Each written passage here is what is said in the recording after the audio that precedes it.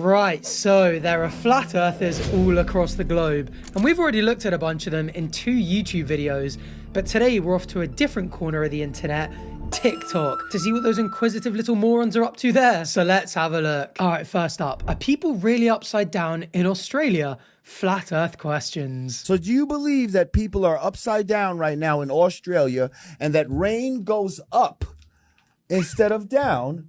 It rains up in Australia and people are upside down, or, in different parts of the planet, we're sideways. We're walking, we're sideways as we, Right. Like Inception. Do you believe that planes are landing on moving runways? Why can't I go up in a helicopter for an hour if the world is spinning?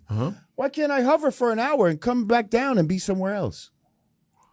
Damn. No, not damn. Unless you're saying, damn, what a stupid couple of questions. I think a main problem with these type of flat earthers is that they can't conceptualize bigger ideas in their head. This is quite convenient, actually. I've got a little prop with me this time. I've got a globe. So I think when they picture the globe, rather than thinking of themselves as being on it, they imagine the globe like floating in front of them, but in Earth's gravitational field. So when they're going like, oh, so where's Australia? Here. So when they're going, we're up here, that's Africa, America there, we're up here, Australia's down here. When we're stood upright, Australians are upside down to me. They're still thinking about it in terms of me standing here with gravity all going this way. So it's going down this way, but it's almost as if they think that the gravity, this is really hard with the camera in the way, is also pointing that way. But down is just to the center of this. So you flip it upside down, the Australians are now going, well, you guys are on the other side. Why aren't you falling down? It's because everything is being pulled this way, that way, that way, that way. You saw none of that. But it's all going towards this. And so I think in their head, they're going like, oh, obviously if something was there on this little globe, it would fall that way. But it's just being pulled down. If it was actually there in space, there's a lot of stuff pulling it in here, Earth, all of Earth's gravity, nothing pulling it that way. But I think they just haven't got the ability to kind of zoom out and picture that. And it must just be really common because you hear so many flat earthers say the same thing, that it's crazy. And sometimes they'll speak about rivers running, which way? Running north. And they're like, oh, how is the river going up? How's the water going up against gravity? Still thinking that for this globe, that way is down. And it's like, no, it's about elevation. Like if it's a bit more bulged out here and a bit less bulged in up here, it's gonna run down like that. But I mean, that's just the case with so much science denial, isn't it? It's not that they've got valid criticisms, it's that they just can't understand it. And that is what the personal incredulity fallacy is. And the helicopter question too, that's such a common one again. And it's like, I wonder what they think would happen if you were on a train and you just threw a ball up in the air. Do they think that it would just land above whatever train track they were above when they first threw it in the air and then it would just go flying back in the carriage? I mean, let's use the globe again. So India, here, let's say you were in a helicopter here, the Earth is already turning. And so when the helicopter lifts up, it's got that velocity already from the Earth. It's already moving that way, and so is the air. So the helicopter, the air, and the ground are all moving together.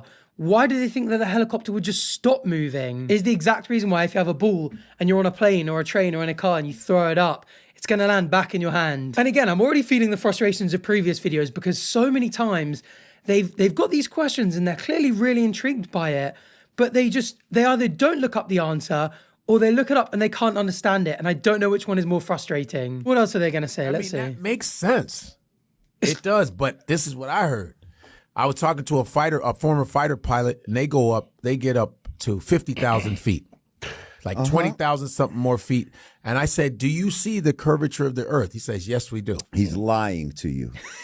He's a Mason. I guarantee it. There we go. And then any evidence to the contrary of their beliefs, they shut down. I guarantee if he had said, I spoke to a pilot and he said, when I go up, I never see the curve. It's just flat. He would have gone, exactly. That is evidence that backs up my belief. Retweet. And that is confirmation bias. And you see that all the time too. All right, let's see what's up next. By the way, it's always the same people on these podcasts, isn't it? It's always people with no scientific expertise whatsoever, just being like, makes you think, doesn't it? After asking the most stupidly basic question ever. Or in this case, potentially proposing an experiment. Let's see what he says. The Earth don't spin. So let me tell you 100%, I can say with confidence, I'm not no scientist, no engineer, but I can tell you shock, thus maintains the rate of 100% of flat earthers not having those qualifications. A simple experiment that you can undoubtedly prove the Earth don't spin. Okay, It let's involves do a it. helicopter. I made this Okay. experiment up myself, okay? So you take a helicopter, you can get up to 15,000 feet. You can sit there and hover. You can hover at 0 miles an hour, literally not going inch, It's north, the south, same east, thing, or isn't west. it? So you hover this helicopter for 4 or 5 hours, 20,000 feet. Did you know that you can come right back down where you took off? Yeah, I mean, that's the... Now think about the implications of that. Yeah, I mean, classic. This is what I mean. So many of them asking the exact same question. And I think they're all going to be in their same little, they're going to be in their little echo chambers in their Facebook groups and their Telegram groups, asking all of these questions, and not one of them is ever going to bother to look up the answer or attempt to understand it, because those that do leave flat earth. All right, next up, another podcast. Let's see what these guys are discussing. Anything new, or is it going to be the helicopter question again? You think the world flat? Do I think? I know it is. Wait, what? You been in America Bro, too think long, about bro. how many times, bro. You been When in you America walk, too my long, bro. nigga, Do you walk like this? Oh, no, gravity, bro. Americans are the Are we actually doing this right now? Nah, you can't. Is that your logic, Yeah, bro? that can't be your logic. They ain't even trolling, bro. How many times you walk and you don't walk like this, bro? Come on. How far Gravity. Wait, bro, bro. forget that. Gravity Are you is Goliath, visible, bro? right? Are you Goliath is such a good shout. Oh, that's hilarious. What do you see? Flat, bro. It's That's because straight. that's the way they built it, bro. Nah, that's the way it built it. Okay, that's the way they built it isn't the best response. But I'm glad they were all there just going like, have you got no concept of scale? The circumference of the Earth is 40,000 kilometers around the equator. When he does that and he goes, oh, and like does a quarter of a circle turn, he's speaking about 10,000 kilometers. And he's going on that walk and just being like, not really detecting much curvature here. And I mean, those numbers are so big that our brains can't really fathom that. They did not evolve to fathom those kind of numbers. But what he's talking about is walking a kilometer and being like, I didn't notice the 8 centimeter dip. Of course you're not going to be walking on that being like, this is a very curved surface. Again, it's just a flat earther who's struggling to comprehend the size and scale of the Earth. But at least his boys were there to call him out on it. All right, what do we got next? How the fuck you got the sun out there and you got the moon out there? At the same time. You know what's crazy, bro? You know what's crazy? What's up? Doesn't the motherfucking moon get its light from the fucking sun? The earth is flat, motherfucker. But the moon gets its light from the sun, so we can see the Sun is all the fucking way moon. over there. Bro, We can see the moon and Right the there. sun at the same time. bro, that's what I'm trying to tell you, What if blood. you're living in a dome? Dog wearing What the hell? Okay, they are very funny, but they are sadly wrong, or at least mistaken. A lot of people don't really think about this because you tend to grow up associating the sun with daytime, validly, and the moon with nighttime. But the moon actually spends about as much time in the sky during the day as it does during the nighttime. But I think when you're a kid, you kind of assume, Bear in the Big Blue House, the moon comes out at night. That is a classic example of a fantastic TV show that's getting it wrong. So I suppose if you don't really think about it or don't really learn about the orbit of the moon and how it works, seeing the sun and the moon at the same time, you're going to be like, hold on, we're kind of in daytime. Isn't that moon going to be seen by everyone at nighttime on the other side of the world? How does that work? Because they're facing the other way because they're flipped for us. So that would only make sense if the Earth was flat. But if they picked up their phone to a buddy on the other side of the Earth and rang them up, they'd be saying, hey, it's nighttime here and there's no moon in the sky. And I mean, you can test this yourself. Find out when the new moon is for you. They're about once every lunar month. And at nighttime, go and try and find the moon. It won't be in the sky. And some lucky bugger on the other side of the Earth is getting to bask in the glory of both the sun and the moon. Two beautiful celestial objects. And then next time you get the honor of witnessing both, you can be extra grateful. Like the Big Yellow Taxi song says, you don't know what you got till it's gone. All right, next up, back to the podcasts, and it's Logan Paul. Didn't he do a flat earth documentary at one point? Like pretending to be a flat earther? Please tell me he's not been convinced by it. Do you guys think the earth is flat or round? Who's asking? Ruby. Who do you work for?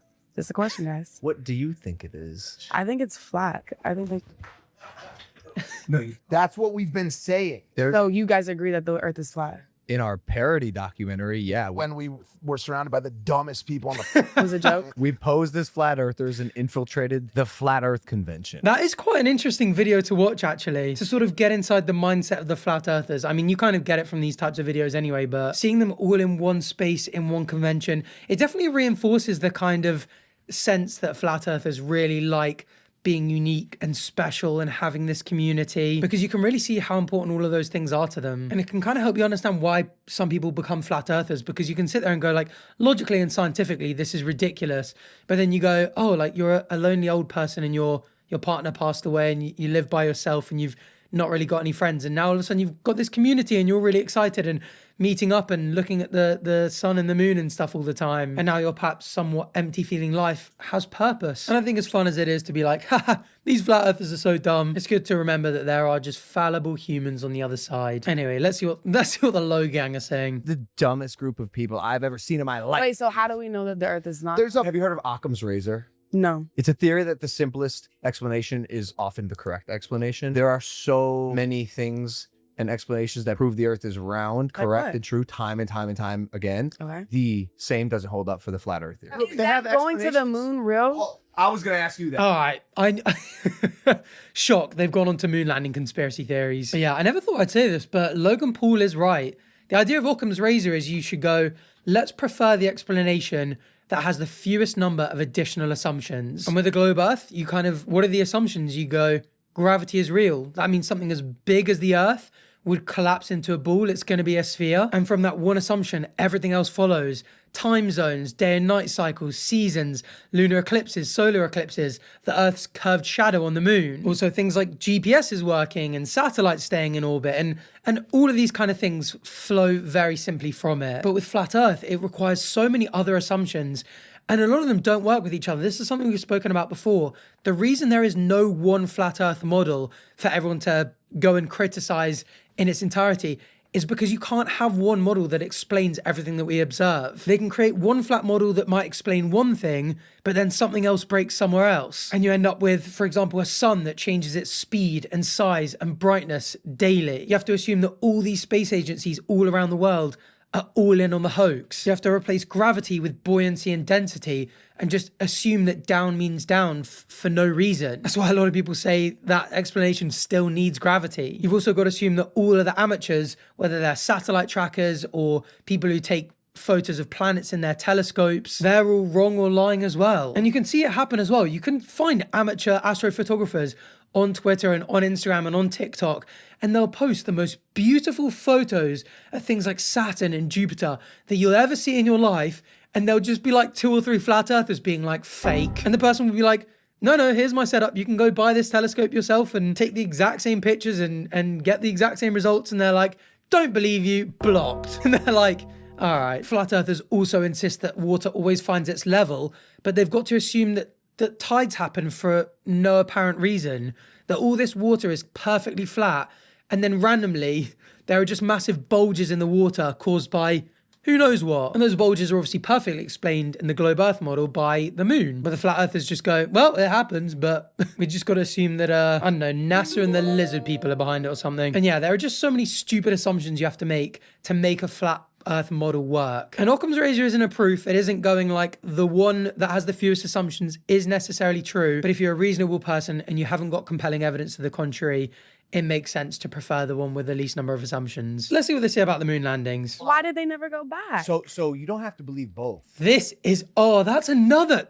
Again, she evidently feels quite passionate about this. Why didn't they ever go back? They did. Neil Armstrong and Buzz Aldrin walked on the moon in July 1969, and in November, Charles Conrad and Alan Bean did the exact same thing. Literally 4 months later, we went back and walked on the moon. And that was Apollo 11 and 12. Apollo 14 and 15 also had men walking on the moon in 1971. Apollo 14 being the famous one where Alan Shepard was playing golf on the moon. And then there were 2 more trips in 1972, Apollo 16 and 17, where again, people walked on the moon. And so after we first stepped foot on the moon, we went back 5 more times in the space of a couple of years to do the exact same thing. After that, obviously, a lot of the political aims have been reached. Congress started asking, what are we getting from this? Why are we still funding this? Apollo cost about $25 billion in the 1960s, which is $150 to $180 billion in today's value. And there was also the Apollo 1 fire and the Challenger and Columbia shuttle disasters. And people were like, wow, this is dangerous. So funding was cut. Apollo 18, 19, and 20 just didn't go ahead. And okay, man hasn't stepped foot on the moon since 1972 as a result.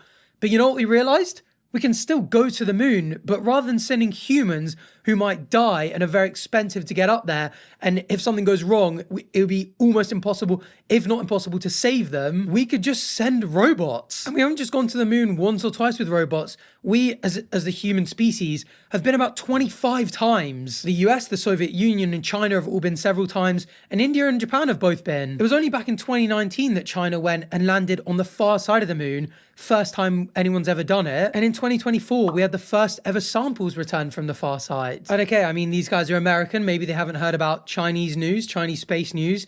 But Odysseus landed on the moon in 2024. It was a commercial one. It did tip over on landing. But the Americans have been very recently. And in fact, NASA are planning a lunar flyby, a manned lunar flyby, in the next couple of months. Some of you guys might be watching this video a couple of months after I released it, and they've already set off. Or if you're watching this in mid-2027 or later, NASA might have already put humans on the south pole of the moon. And that was a lot of rambling. Hopefully you found some of it interesting. I'm sure many of you will have known a lot of that already. But it's just so funny that these people seem so interested in the moon landing conspiracies, and they say, why have we not been back since? And they just have no idea that we've walked on the moon several times since we first did. And we've sent countless robots there. And these space missions have been by multiple different space agencies from different countries that have completely competing interests, politically at least. Because I don't think we made it to the moon. There's a lot of lies, y'all. There's a lot of lies. We're going back to the moon right now. We're going back. Why have they never went Someone's back going back, either we, Russia, or India. I can't remember it is. Somebody's going back to the moon right now. Not the most compelling voice of reason, but a voice of reason nonetheless. It would just be so interesting to sit down with some of these people and be like, how do you explain the reflectors on the moon? Apollo astronauts left retroreflectors on the moon, and observatories around the world point lasers at them, they shoot their lasers off, they come back, it takes the exact same amount of time as you'd expect given the distance to the moon. The mirrors are still used today, and what is the other explanation? Did the Americans just find a really, really shiny random spot on the moon and went, yeah, you know what, let's just tell them we landed there? And what about the hundreds of kilograms of lunar rocks that the Apollo missions brought back? They distributed them to non-US labs, and everyone was like, fair enough, this is lunar rock. It's got isotopes altered by solar wind exposure. It's got micrometeorite impact damages. It's got no water. It's chemically distinct from rocks on the Earth and meteorites. And it matches later samples collected by other space agencies. And speaking of other space agencies, Russia never disputed it. They had radar tracking of the Apollo missions. They had radio interception. And when Apollo were like, we landed on the moon, the Russians were like, fair enough, we just watched that happen. We're not disputing it. In fact, they publicly acknowledged the landings, and that's not something that they wanted to do. They would have loved to have proved it wrong, but they couldn't. And again, what's the alternative? That hundreds of thousands of people and tens of thousands of companies and decades of time and political changes and all of this, and everything was just perfectly coordinated. There weren't whistleblowers or technical contradictions or anything like that. It just all ran perfectly. Again, with all of that evidence and countless more, it's just like Occam's razor. Yeah, we went to the moon. All right, what do we got next? Where's the proof? If you could see the whole Earth, which you can't because of atmospheric conditions. Well, NASA and claims clouds, they've got photos. They've got nothing else but Photoshop, CGI, and paintings. But do you have Photoshop and CGI and paintings? I feel like you guys don't even have that.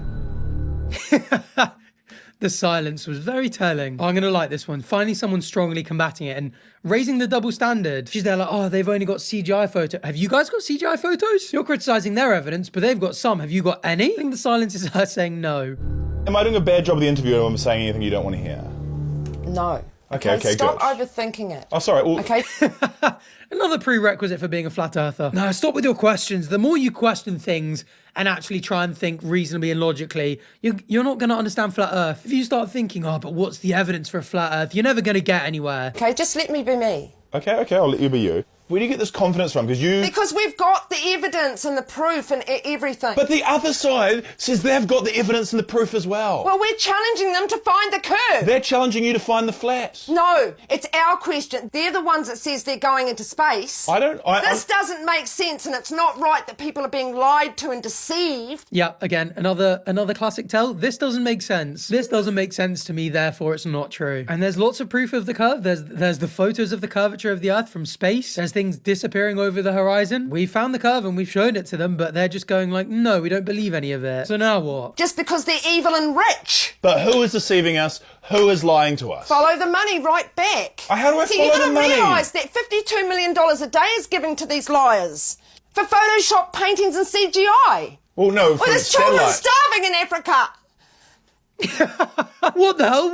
What's Africa catching flack for? I mean, first of all, again, classic. Lots of slogans being thrown around. Follow the money. Follow the money where? What's the purpose? Stop with the slogans and give me some actual answers. Lots of anger, lots of feelings, lots of emotion, but no coherent points are being made. And okay, yeah, NASA's budget sounds like a lot, but it's $70 per person per year. And in return, lives are saved, homes are saved, your insurance prices are lower, your food prices are lower. That's because we can track hurricanes in advance, we can track wildfires, we can monitor floods, we can forecast droughts, we can predict crop yields. All of these things are beneficial to every person in society. They're healthier, they're safer, and they're better off for it, both physically and economically. And I mean, the risk is low, but not zero, of an asteroid impact or a solar flare that's going to wipe out the power grid, and we can track and study these things. And like we mentioned in previous videos, the technology spillover is great for everyone too. It doesn't just give us GPS and satellite and advanced healthcare technology, it also gives us foam mattresses and scratch-resistant lenses and a bunch of other things that weren't meant for us, but we got them anyway. All that money isn't just being spent on taking pretty photos of space,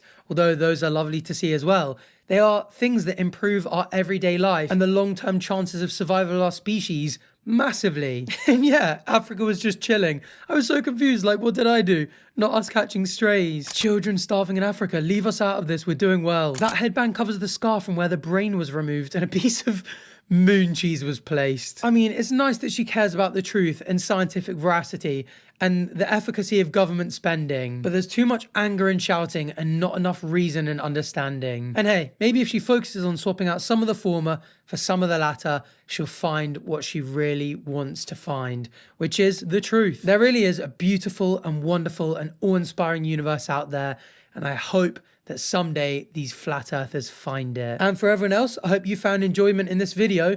And if you enjoyed it and want to see more, I hope you can find the subscribe button. I've said before, I love these kind of videos. I love that you guys love these. Let me know if you want to see more videos like this. Let me know what else you want me to react to. And hopefully I'll see you there. Thanks for watching. Bye.